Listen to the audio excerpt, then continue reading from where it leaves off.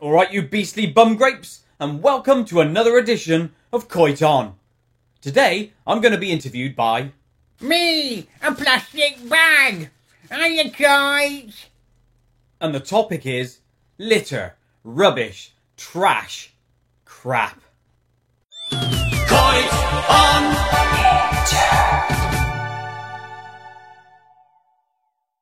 So what's up?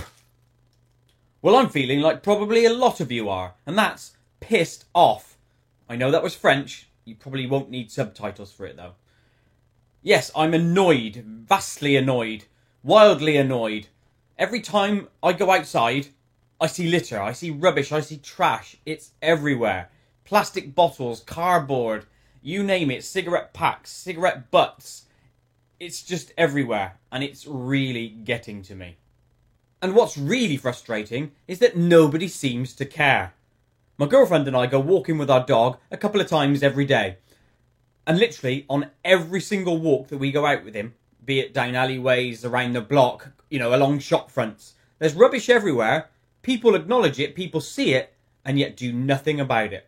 We do. We literally do pick up pieces every time we walk out.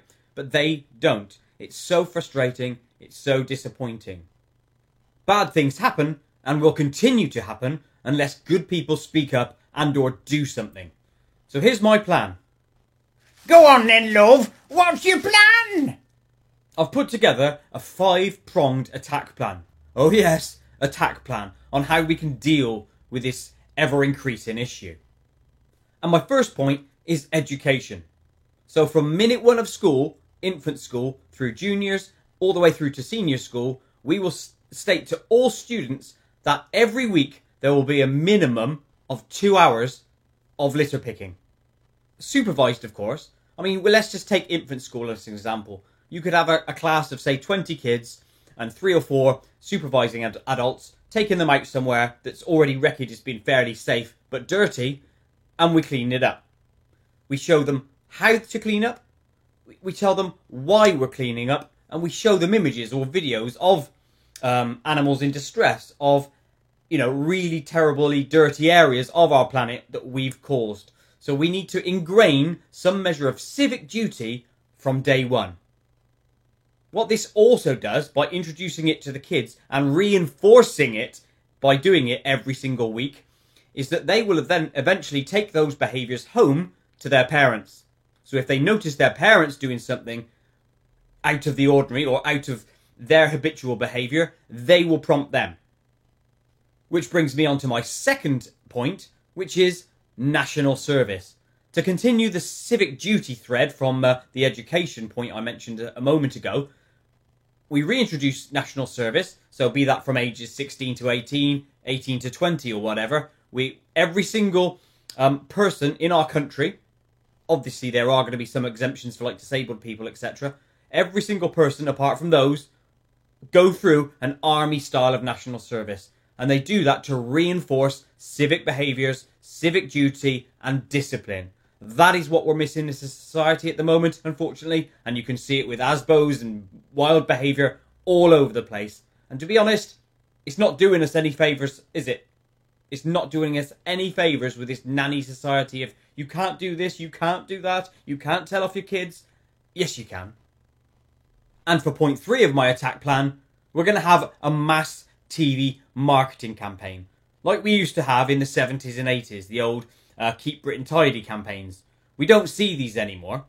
We need to make it a sort of subliminal message to reinforce good behaviours. It needs to be on pretty much all the time to say, keep Britain tidy, look after it, look after what you've got around you. We've got a beautiful countryside, but we seem to mess it up.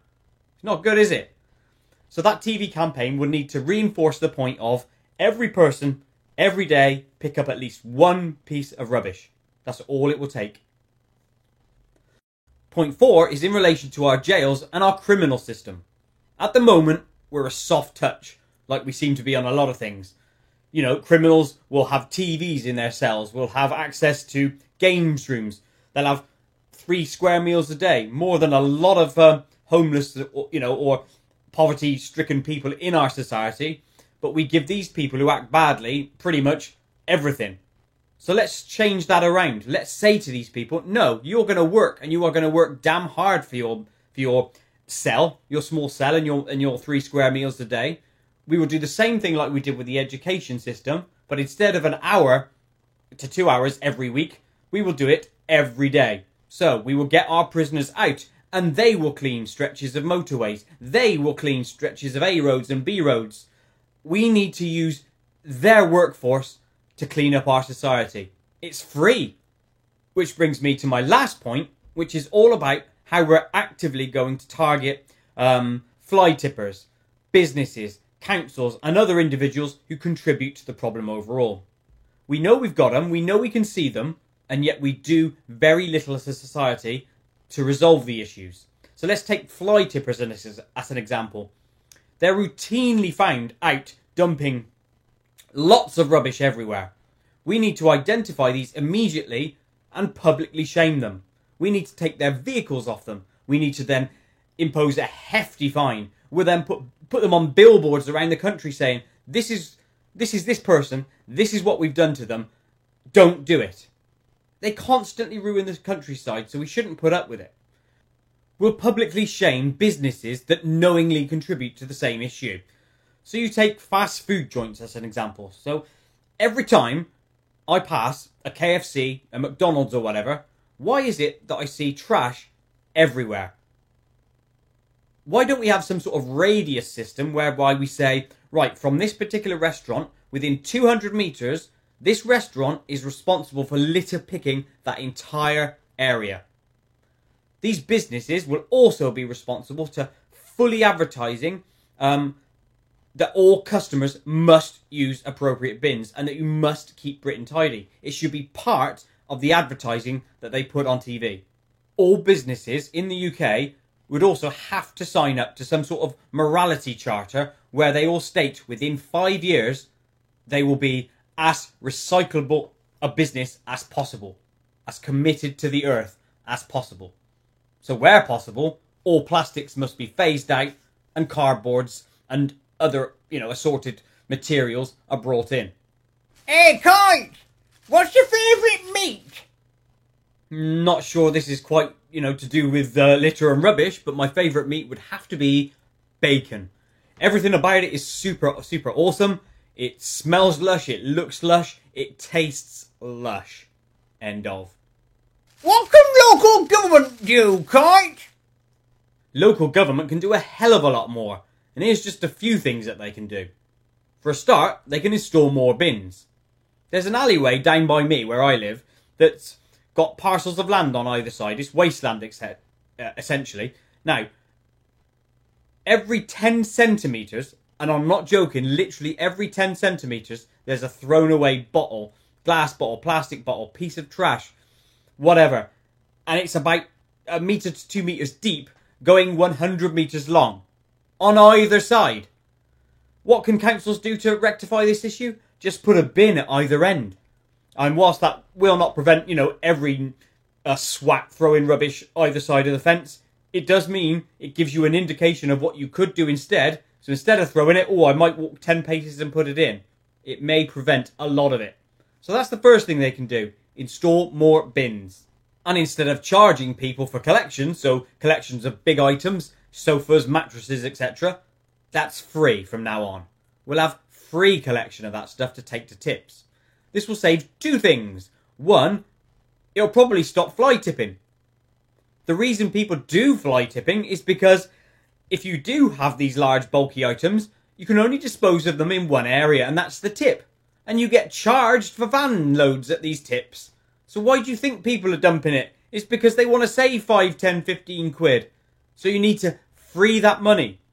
So make everything free and then let the council pick it up and it will actually be disposed of properly. You might say though, oh, who's going to pay for this? Who's going to pay for this? Our taxes will go up. Well, they probably won't, and I'll tell you the reason why. Last year, the cost of clean-up of fly tipping alone was roughly 60 million. 60 million pounds! That's just on that. So if you make disposal free and by the council, it will clean a lot of things up. And to help, you've got to make things easy for people. And here's a novel idea. why not have some measure of smart bin? I don't know the 100% ins and outs of this, but say every person living in England has, or living in Britain, has some measure of card, an identity card. It could be your driving licence, that's an example. But you have smart bins. So what you do is you scan your card in, boop, drop in 2 or 3 pieces of items, bits of trash. The bin registers you've done that, and then maybe it grants you a small bit of, say, cryptocurrency. A small bit of reward for you doing some civic duty. And then what might you find? You might find then local people going out actively collecting rubbish, pouring it into bins so that they can, save some money, make some money. It's a win-win. Possible? Yeah. And what do you think individuals should do?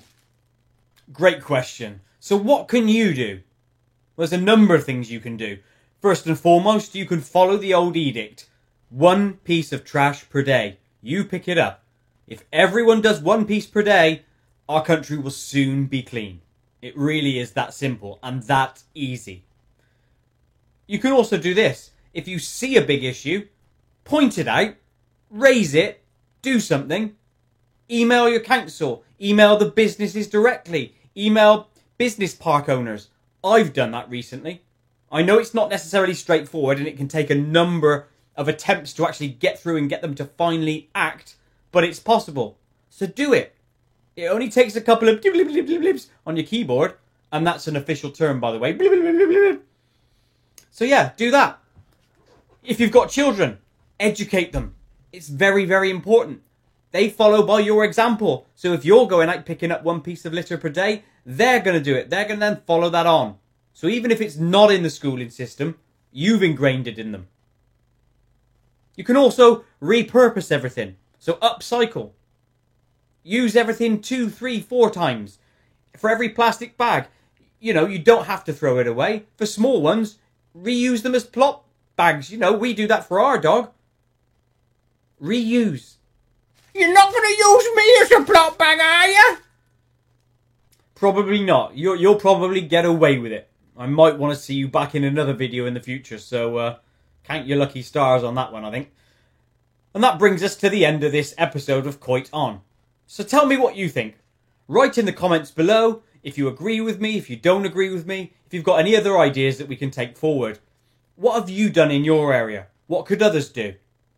And as usual, please like, please share, and please subscribe to my channel. Please also write in the comments below what other topics you'd like me to cover in future Coit On episodes. But you know what you can do now though, don't you? Cough!